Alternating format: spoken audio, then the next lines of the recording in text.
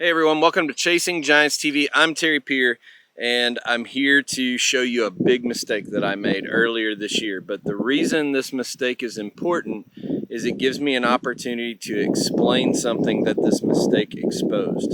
You see, back just a couple months ago, I was planting all of my food plots, and I invested a lot of money this year into a new no-till corn planter with bean beaters, but I haven't upgraded my drill yet. So I'm using an older drill, and I just can't get the gate choked down far enough for really small seed. And it was the first time using my drill on alfalfa. So I went ahead and choked it all the way down as far as I could, poured my alfalfa in, and had a good amount of seed to do a heavy covering on this 2-acre alfalfa field. Well, guess what?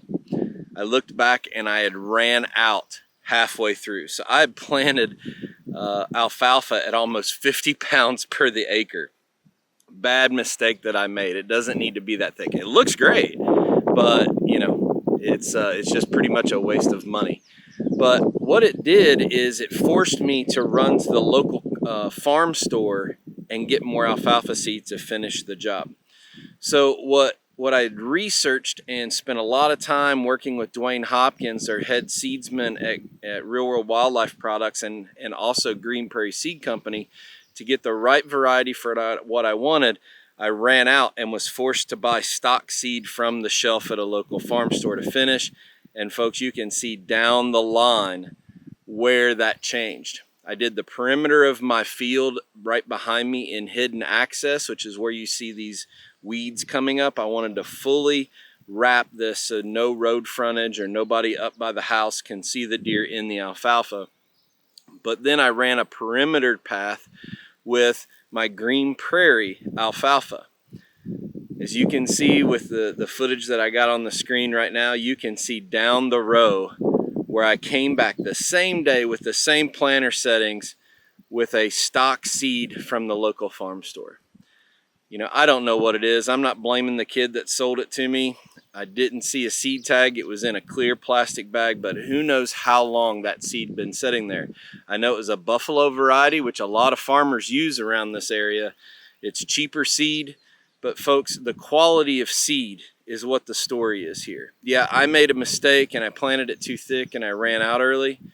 But the lesson learned is when you don't research your seed, when you don't work with a seedsman or somebody that really knows what they're doing, and you just go buy seed off of a shelf, you might end up in the same boat that I am. So, how do I fix the mistake? I've spent some time talking with Dwayne this weekend, and I could go back in here. I have the seed here at the house. We got rain yesterday. The ground's wet, but I'm just too worried about how hot and dry it can turn here in July and August in Kentucky. So what I'm going to do is I'm going to keep this area, this bald area behind me, mowed down, and then this fall I'll put a select herbicide on this area, clethodim or 2,4-DB, kill off all the weeds, and then I'll come back in here and I got another bag that I brought home from Green Prairie Seed Company that I'm going to use to finish planting this field.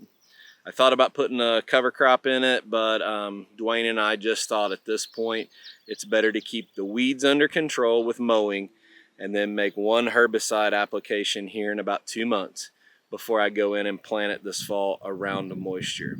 So again, it's not a detrimental mistake that I made. It is a mistake because I wasted a lot of money by planting alfalfa almost twice as thick as I needed to. But what it did is it exposes how dangerous it is just going and mix matching stuff that you don't know what you're putting in the ground because a local store or a big box store has it. The quality inside the bag is vital. And trust me, folks, I can't draw up a better analogy than what you're looking at right now, and that is the row that I switched the variety. The same day, same conditions, same field, same drill. Everything was the same except for variety, and look what I got. Work with a seedsman. That's really important. Now that Real World Wildlife Products acquired Green Prairie Seed Company, which was formerly known as Kitchen Seed Company, we have more resources than you can ever dream. to make sure that your habitat project, your farm project, your homesteading project, your pasture, whatever you're doing, even if you want your front yard to look like a golf course, we have a solution for you through the two companies now, not just focused on whitetail. So learn from me, plan it the right way the first time, and don't put yourself in a position where you have to go buy that last minute seed at the last minute, not knowing what you're getting and not knowing how it's going to turn out. Quality keeps you from doing it a second time. And guess what? I'm going to have more money in this because I had to do it a second time than the price of the seed the first time. So learn from me. It's a mistake that exposes a bigger problem inside of our industry right now. So learn from me. Make sure you're working with a seedsman. We have those resources available as an extension of Chasing Giants through Real World Wildlife Products and Green Prairie Seed Company. I hope you'll contact us to learn more about your project and how we can help you.